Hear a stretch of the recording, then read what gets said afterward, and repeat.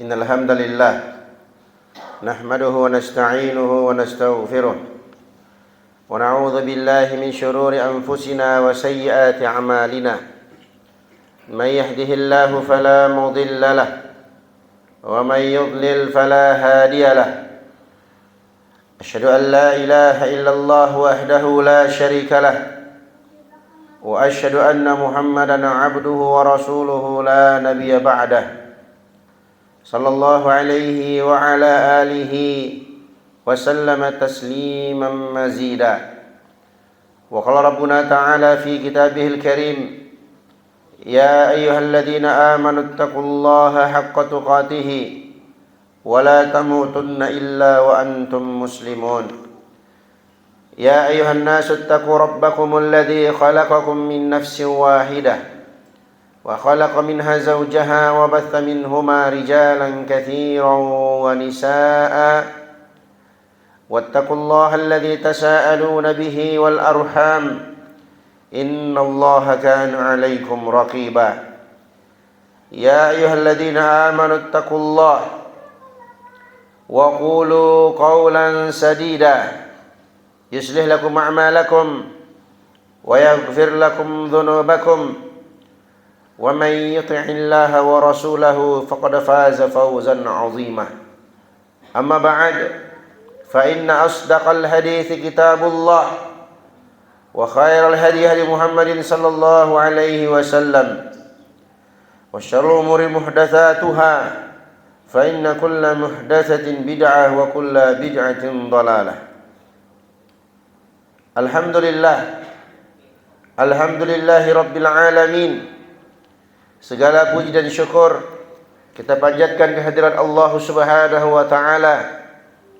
Dengan nikmat dan taufik dari Allah Subhanahu wa Ta'ala, di kesempatan siang hari ini Allah Subhanahu wa Ta'ala kumpulkan kita semua dalam rangka melaksanakan ketaatan kepadanya, yakni melaksanakan salat Jumat secara berjamaah. Ma'asyiral muslimin, sidang salat Jumat rahimani wa rahimakumullah. Di dalam Al-Quran Allah Subhanahu wa Ta'ala menjelaskan tentang orang-orang yang mau berkorban demi agama Allah Subhanahu wa Ta'ala. Mereka berkorban dengan jiwa dan raganya, hartanya, dan semua apa yang dia miliki untuk Allah Subhanahu wa Ta'ala, karena Allah. Allah Subhanahu wa Ta'ala berfirman setelah menjelaskan tentang keadaan atau kondisi orang-orang munafik dalam surat Al-Baqarah. Setelahnya Allah Subhanahu wa Ta'ala sebutkan tentang orang-orang yang beriman. Wa minan nasi man yashri nafsahu ibtigha'a mardatillah wallahu ra'ufun bil ibad. Dan di antara manusia itu ada yang menjual dirinya karena mencari keridhaan Allah, dan Allah Maha Penyantun, Allah Maha Lemah Lembut kepada hamba-hambanya. Ayat ini disebutkan oleh para ulama tafsir seperti sahabat Abdullah bin Abbas, Anas bin Malik radhiyallahu anhu, dan yang lain-lainnya, terkait dengan seorang sahabat yang bernama Suhaib ibnu Sinan Ar-Rumi.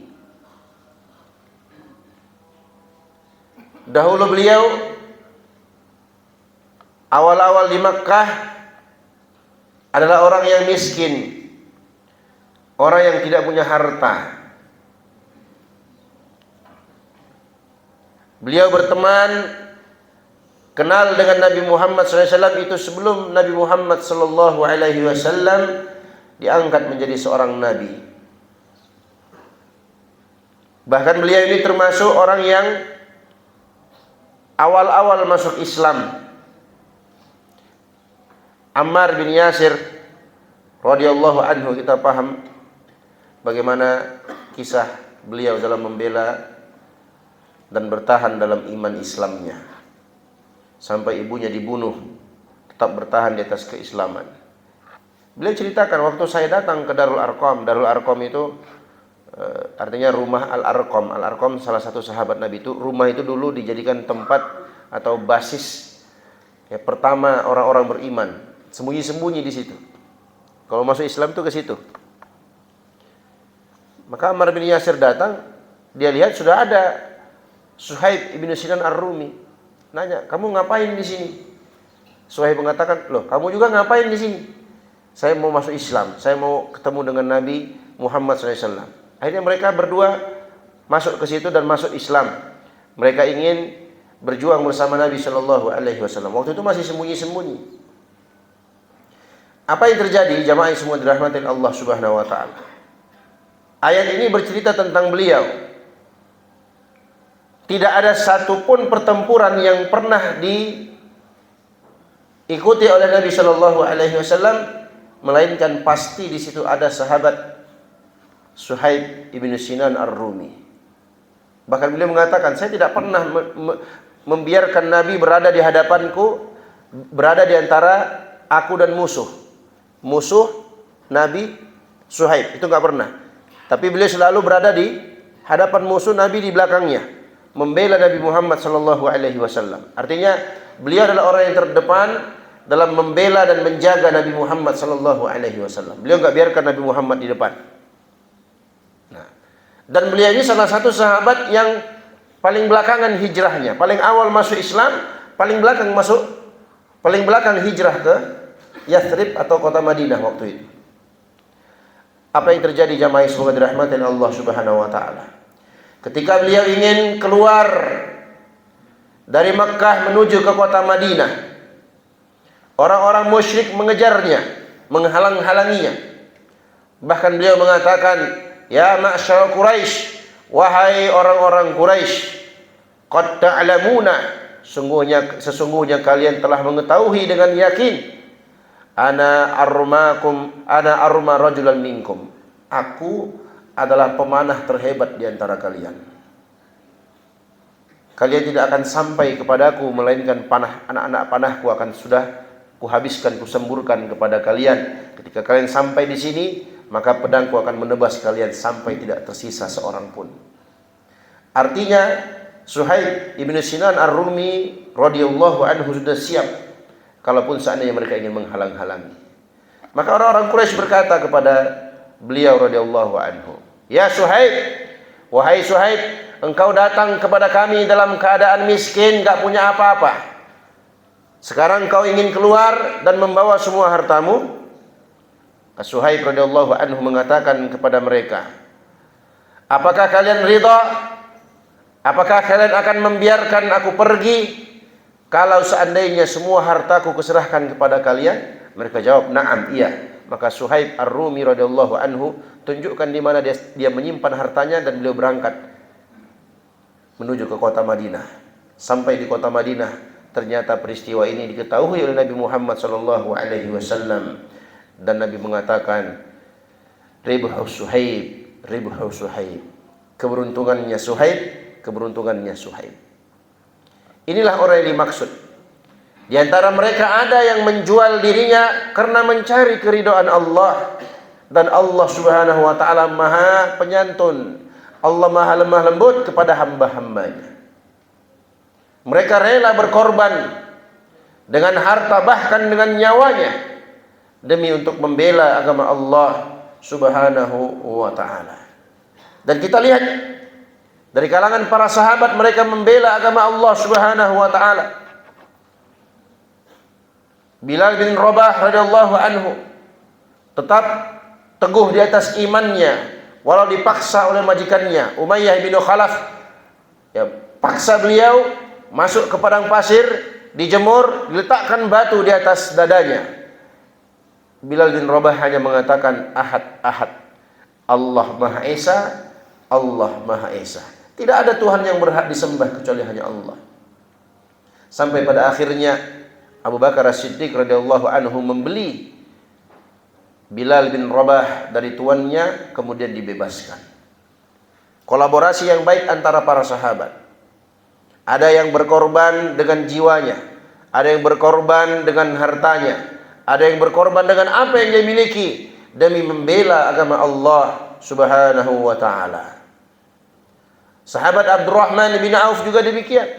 Dia tinggalkan semua hartanya, berangkat ke kota Madinah tanpa apapun, kembali jadi miskin.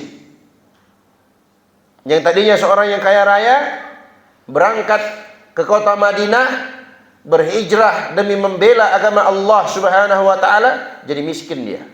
Tapi mereka enggak takut, karena janji Allah Subhanahu wa taala mereka pegang erat-erat. Allah Subhanahu wa taala berfirman, "In tansurullaha yansurkum wa yutsabbit aqdamakum." Kalau kalian menolong agama Allah, maka pasti Allah Subhanahu wa taala akan tolong kalian, dan Allah akan kokohkan langkah-langkah kalian di hadapan musuh-musuh kalian. Allah Subhanahu wa taala menjelaskan tentang para sahabat yang dahulu mereka berkorban demi agama Allah. Siapa yang ajarkan mereka begitu? Dialah Nabi kita Muhammad sallallahu alaihi wasallam.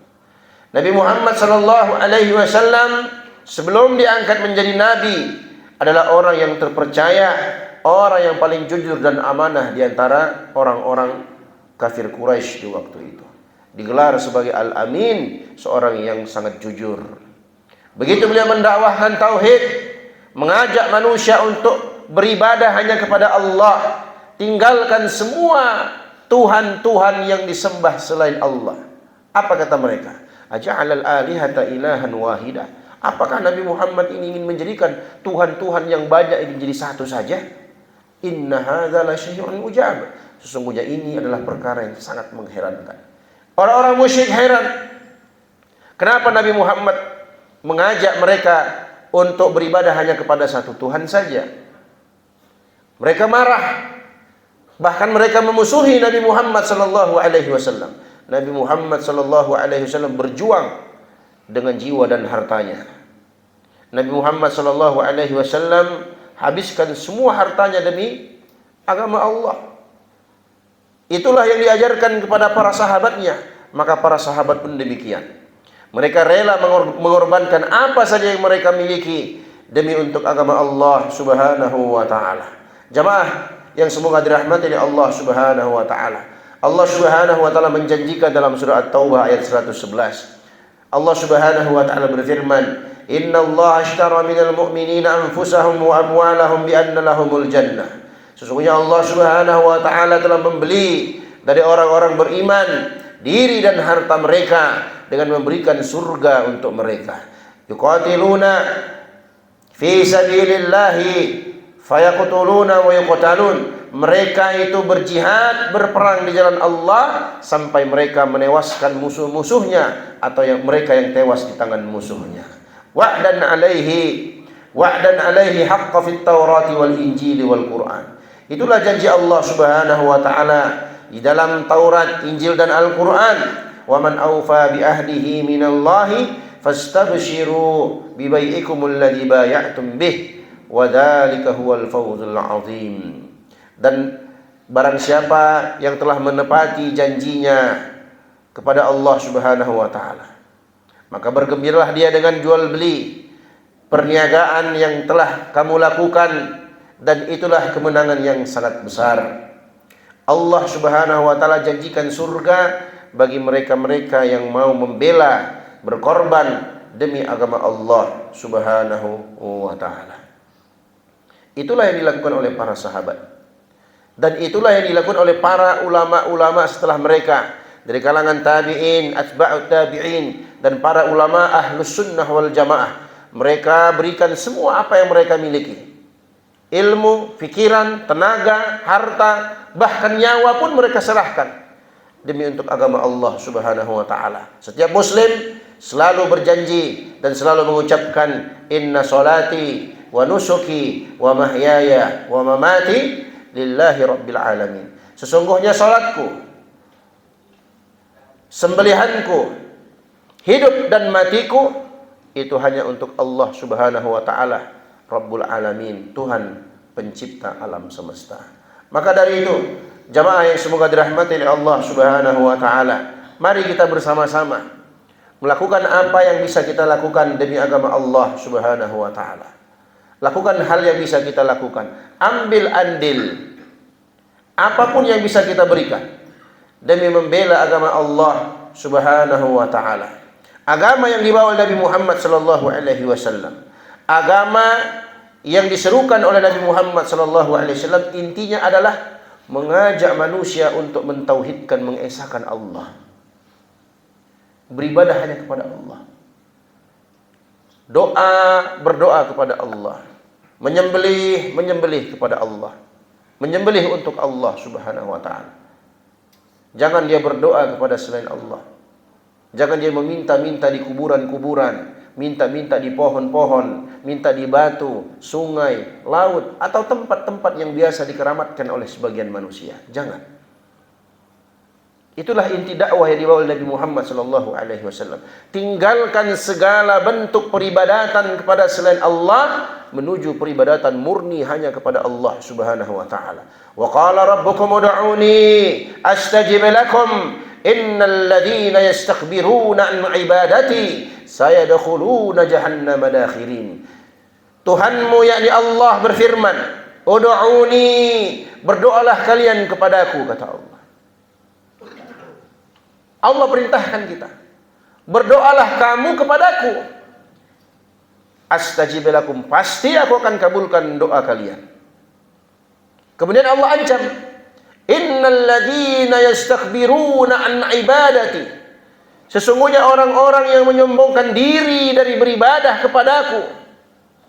Coba lihat awal ayat Allah sebutkan tentang doa, di akhir ayat Allah tutup dengan ibadah. Artinya apa?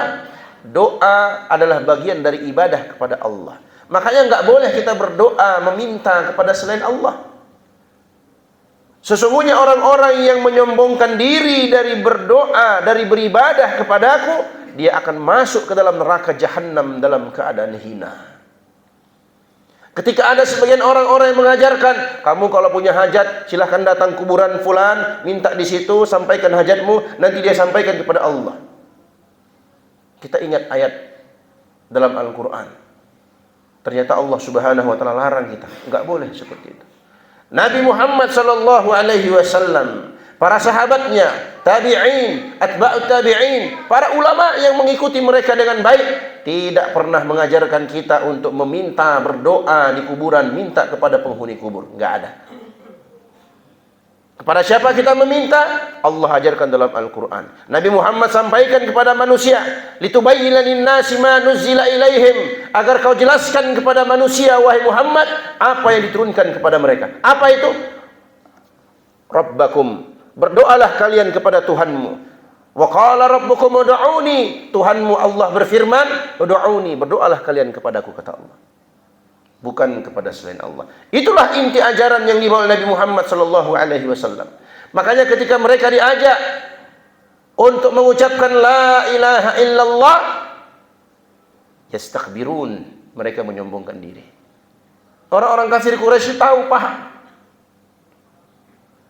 Mereka ngerti. Karena itu bahasa mereka. La ilaha illallah. Ucapkan la ilaha illallah. Artinya apa? Tidak ada Tuhan yang berhak, yang layak untuk disembah kecuali hanya Allah.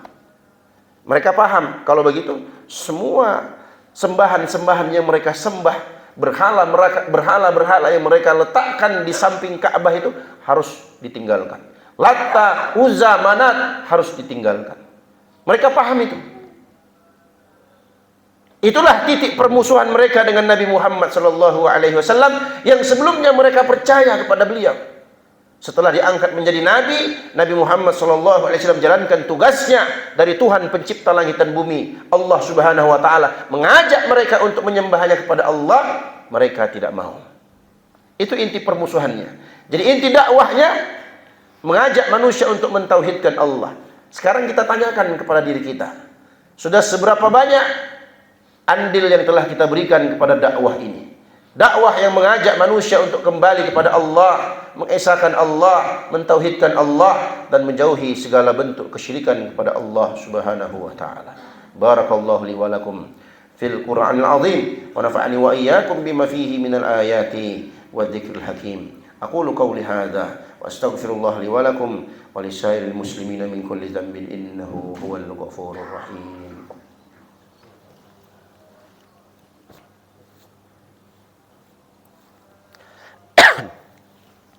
Alhamdulillah ala fadlihi wa ihsan wa syukru lahu ala taufiqihi wa amtinani. Asyhadu an la ilaha illallah wahdahu la syarikalah ta'ziman li sya'nihi wa asyhadu anna Muhammadan abduhu wa rasuluhu ad-da'i ila ridwani. Sallallahu alaihi wa ala alihi wa sallama tasliman mazida. Ma'asyiral muslimin, sidang salat Jumat rahimani wa rahimakumullah. Ajaran untuk berkorban demi agama Allah Subhanahu wa taala itu merupakan ajaran para nabi dan rasul.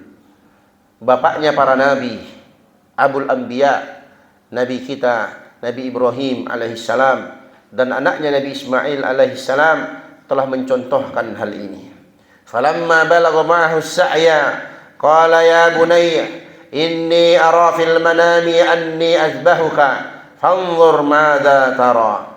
Ketika Nabi Ibrahim alaihissalam telah mendapati Nabi Ismail sudah menjadi seorang anak yang sampai kepada as-sa'yu, yakni seorang ayah, orang tua sudah bisa ambil manfaat, sudah bisa disuruh-suruh, sudah bisa diarahkan, sudah bisa diperintahkan, sudah bisa diambil manfaat dari anak itu. Ternyata Nabi Ibrahim mengatakan, aku lihat dalam mimpiku anni azbahuka, aku akan menyembelihmu wahai anakku. Bagaimana pendapatmu? Apa pendapatmu? Aku telah bermimpi diperintahkan untuk menyembelihmu. Qala, kata Nabi Ismail alaihissalam, ya abati, wahai ayahandaku, if'al ma tu'mar. Laksanakan, lakukan apa yang telah diperintahkan kepadamu. Satajiduni insyaallahu minas sabirin. Engkau akan dapati aku insyaallah termasuk ke dalam orang-orang yang sabar. Nabi Ibrahim rela untuk mengorbankan anaknya karena perintah Allah. Nabi Ismail pasrah dan tunduk atas ketentuan Allah Subhanahu wa taala. Falamma tallahu lil jabin, ketika Nabi sallallahu alaihi wasallam, Nabi Ibrahim alaihissalam sudah meletakkan di atas pelipisnya, sudah hampir disembelih anaknya, Allah Subhanahu wa taala ingatkan Nabi Ibrahim, ayya Ibrahim, qad saddaqtar ru'ya, wahai Ibrahim, kau telah membenarkan perintah dalam mimpi itu. Akhirnya Nabi Ismail alaihissalam seketika diganti oleh Allah Subhanahu wa taala bi dzibhin azim, dengan sembelihan domba yang sangat besar di waktu itu. Lolos Nabi Ibrahim alaihissalam, lolos Nabi Ismail alaihissalam. Demikian juga dilaksanakan oleh Nabi kita Muhammad sallallahu alaihi wasallam. Sekarang kita diuji. Sebentar lagi kita akan masuk hari raya Idul Adha. Orang-orang yang beriman yang mampu, kalau mereka tidak berangkat haji, maka mereka disyariatkan, dianjurkan untuk berkurban. Apa yang mereka kurbankan? Hewan ternak, minimal kambing. Apakah kita sudah pernah melakukan hal itu? Umur kita sudah berapa, Pak? Jamaah yang semoga dirahmati oleh Allah Subhanahu wa taala, sudah pernahkah kita menyembelih untuk Allah Subhanahu wa taala di hari raya Idul Adha? Kita sudah jadi karyawan, bahkan mungkin kita sudah jadi pejabat, bahkan kita sudah menjadi orang yang penting di negeri ini. Sudah berapa hewan yang kita sembelih demi agama Allah Subhanahu wa taala? Kita menyembelih untuk Allah. Pahalanya mengalir kepada kita. Sudah berapa banyak hewan yang kita sembelih untuk Allah Subhanahu wa taala? Atau jangan-jangan kita masih hitung-hitung, cari hewan yang paling murah harganya, yang paling besar tapi paling murah. Seorang yang beriman dia nggak akan hitung, karena memang ini pengorbanan. Semakin besar yang dia korbankan demi agama Allah, maka semakin besar pahalanya insya Allah Subhanahu wa taala, dan semakin Allah berkahi hartanya. Itulah orang yang beriman. Mindset yang ada di kepalanya, adalah bisnis akhirat. Tijarah, perdagangan akhirat. Apa itu perdagangan akhirat? Jamaah yang semoga dirahmati Allah Subhanahu wa taala, yakni orang-orang yang berbisnis dengan Allah. Mereka melakukan ketaatan, amalan saleh, berkorban demi agama Allah Subhanahu wa taala. Yang seperti inilah yang dikatakan dalam Al-Qur'an, orang-orang yang mengharapkan tijaratan lan tabur, perniagaan yang tak akan pernah rugi. Orang-orang yang taat kepada Allah, orang-orang yang mendekatkan diri kepada Allah, orang yang senantiasa membaca Al-Quran, yang senantiasa menegakkan salat 5 waktu, mereka-mereka yang mendekatkan diri kepada Allah, mengamalkan amalan saleh, berkorban demi agama Allah, mereka inilah yang berniaga, berbisnis dengan bisnis akhirat dengan Allah Subhanahu wa taala. Bisnis ini tak akan pernah rugi. Inilah mindset mereka. Jadi berapapun yang mereka keluarkan, tentunya sesuai dengan kemampuannya. Itulah yang dia berikan demi agama Allah Subhanahu wa taala. Mudah-mudahan Allah Subhanahu wa taala jadikan kita hamba-hamba yang mau berkorban demi agamanya, jadi hamba-hamba yang selalu memikirkan kehidupan setelah kematian, yakni kehidupan di akhirat, masuk ke dalam surga yang kekal selama-lamanya. Dan semoga Allah Subhanahu wa taala berikan taufiknya kepada kita semua menjadi hamba-hamba yang meraih husnul khatimah di akhir kehidupannya, dan semoga Allah Subhanahu wa taala kumpulkan kita semua dalam surganya sebagaimana Allah Subhanahu wa taala kumpulkan kita di tempat ini. Ibadallah, innallaha malaikatahu yusholluna 'alan nabi ya ayyuhalladzina amanu shallu 'alaihi wa sallimu taslima. Allahumma shalli 'ala Muhammadin wa 'ala ali Muhammad kama shallaita 'ala Ibrahim wa 'ala ali Ibrahim innaka Hamidum Majid. Wa barik 'ala Muhammad wa 'ala ali Muhammad kama barakta 'ala Ibrahim wa 'ala ali Ibrahim innaka Hamidum Majid. Allahumma rdi 'anil khulafa'ir rasyidin Abi Bakr wa Umar wa Uthman wa Ali wa 'an sa'iri sahabati wa man tabi'ahum bi ihsanin ila yaumiddin. Allahumma aslih wulata umurina ووفقهم بما تحب وترضى. اللهم اغفر للمسلمين والمسلمات والمؤمنين والمؤمنات الأحياء منهم والأموات إنك سميع قريب مجيب الدعوات يا قاضي الحاجات. ربنا لا تزغ قلوبنا بعد إذ هديتنا وهب لنا من لدنك رحمة إنك أنت الوهاب. ربنا هب لنا من أزواجنا وذرياتنا قرة أعين واجعلنا للمتقين إماما. ربنا ظلمنا أنفسنا وإن لم تغفر لنا وترحمنا لنكونن من الخاسرين فاغفر لنا يا أرحم الراحمين فاغفر لنا يا أرحم الراحمين فاغفر لنا يا أرحم الراحمين. ربنا آتنا في الدنيا حسنة وفي الآخرة حسنة وقنا عذاب النار. عباد الله، إن الله يأمر بالعدل والإحسان وإيتاء ذي القربى وينهى عن الفحشاء والمنكر والبغي يعظكم لعلكم تذكرون. فاذكروا الله الجليل يذكركم واشكروه على نعمه يزدكم ولذكر الله أكبر والله يعلم ما تصنعون. أقيموا الصلاة.